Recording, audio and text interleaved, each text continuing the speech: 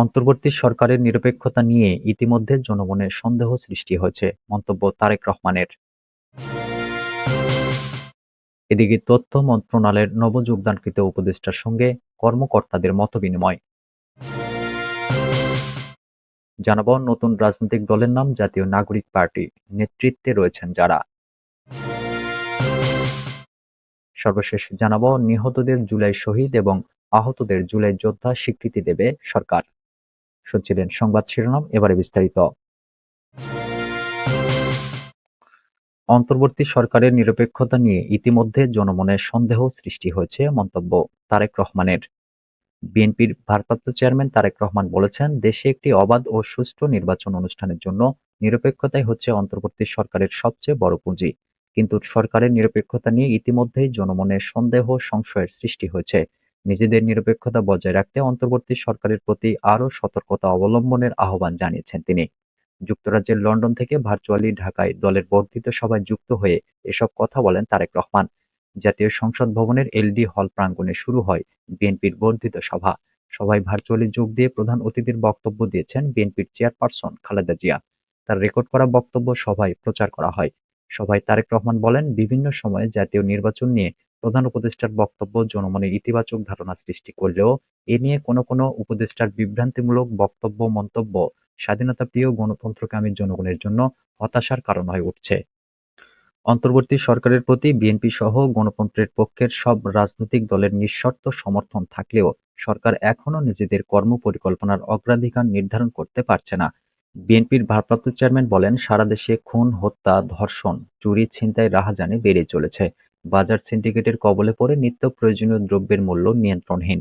বর্তমান অন্তর্বর্তী সরকার এখনো দেশের আইনশৃঙ্খলা পরিস্থিতির উপর সম্পূর্ণ নিয়ন্ত্রণ প্রতিষ্ঠা করতে পারেনি।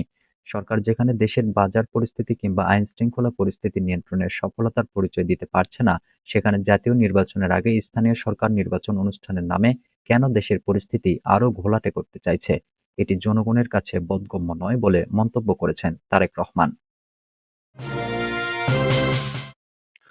তথ্য মন্ত্রণালয়ের নবযোগদানকৃত উপদেষ্টার সঙ্গে কর্মকর্তাদের মতবিনিময়। তথ্য ও সম্প্রচার মন্ত্রণালয়ে নবযোগদানকৃত উপদেষ্টা মোহাম্মদ মাহফুজ আলম মন্ত্রণালয় ও অধীন দপ্তর সংস্থার কর্মকর্তাদের সঙ্গে মতবিনিময় করেছেন। বৃহস্পতিবার বিকেলে তথ্য ও সম্প্রচার মন্ত্রণালয়ের সভাকক্ষে এই মতবিনিময় সভা অনুষ্ঠিত হয়। সভায় উপদেষ্টা মাহফুজ আলম বলেন, সংশ্লিষ্ট সকলের সহযোগিতা ছাড়া মন্ত্রণালয়ের কার্যক্রম সুষ্ঠুভাবে বাস্তবায়ন করা সম্ভব নয়। যেসব ক্ষেত্রে মন্ত্রণালয়ের কাজের সুযোগ রয়েছে সেসব সুযোগ কাজে লাগাতে হবে এবং মন্ত্রণালয়ের চলমান কার্যক্রম দ্রুত সমাপ্ত করতে হবে। তিনি মন্ত্রণালয়ের কাজের মান উন্নয়নের সুনির্দিষ্ট পরিকল্পনা গ্রহণ ও তা বাস্তবায়নের জন্য মন্ত্রণালয় ও অধীন দপ্তর সংস্থার কর্মকর্তাদের প্রতি আহ্বান জানান। উপদেষ্টা মন্ত্রণালয় পরিচালনায় সংশ্লিষ্ট সকলের সহযোগিতা প্রত্যাশা করেন। মতবিনিময় সভায় স্বাগত বক্তব্য প্রদান করেন তথ্য ও সম্প্রচার মন্ত্রণালয়ের সচিব মাহবুবা ফারজানা। সভার শুরুতে মন্ত্রণালয় ও অধীন দপ্তর সংস্থাসমূহের পরিচিতি উপস্থাপন করেন অতিরিক্ত সচিব ফারাজ শাম্মী। মতবিনিময় সভায় মন্ত্রণালয়ের কর্মকর্তা ও অধীন দপ্তর সংস্থার প্রধানগণ উপস্থিত ছিলেন।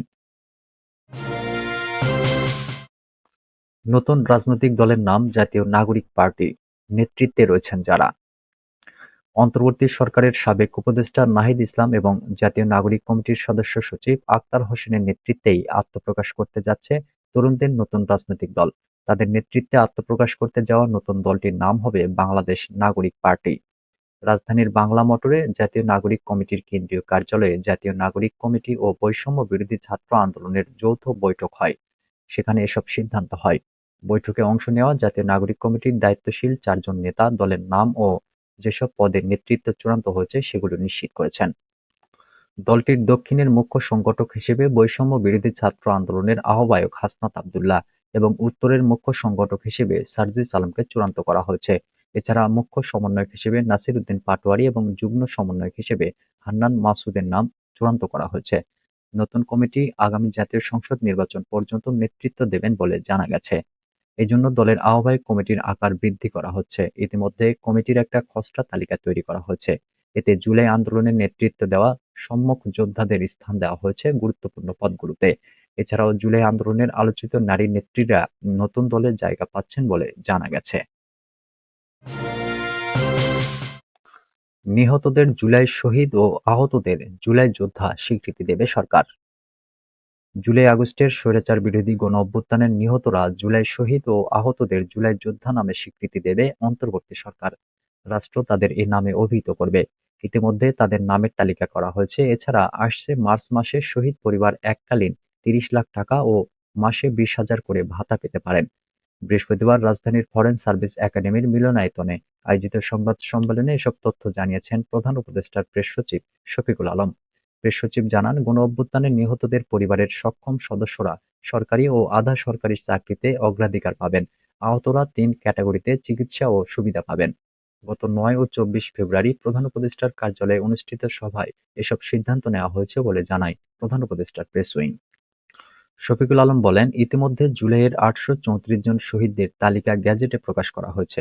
শহীদ হওয়ার প্রত্যেকটি শহীদ পরিবার এককালীন ৩০ লাখ টাকা পাবেন। এর মধ্যে ২০২৪-২৫ অর্থবছরে জাতীয় সঞ্চয়পত্রের মাধ্যমে ১০ লাখ টাকা, ২০২৫-২৬ অর্থবছরে জুলাই ২০২৫ জাতীয় সঞ্চয়পত্রের মাধ্যমে বাকি ২০ লাখ টাকা দেওয়া হবে। এছাড়াও শহীদ পরিবারকে প্রতি মাসে ২০,০০০ টাকা করে ভাতা দেওয়া হবে বলে জানান তিনি।